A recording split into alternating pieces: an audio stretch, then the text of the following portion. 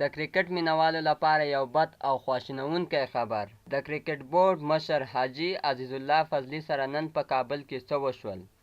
سلام او مینه دوستانو.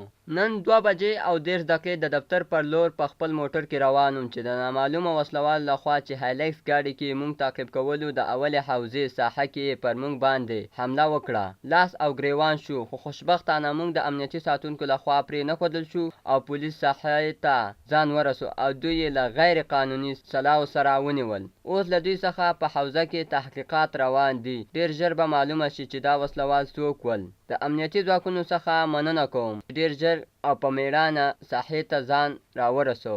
الحمدلله موږ روغ جوړ یو. نړۍ مننه چې زموږ ویډیو مو تر اخره وکتله. په دې هیله چې د خوښې وړ مو ګرځېدلی وي نو زموږ پښتو کرک انفو چینل ضرور سبسکرایب او په خوا کې ورسره د بیل نشان ووهئ. د نورو ښایسته او په زړه پورې ویډیوګانو لپاره دا چینل خامخا سبسکرایب کړئ.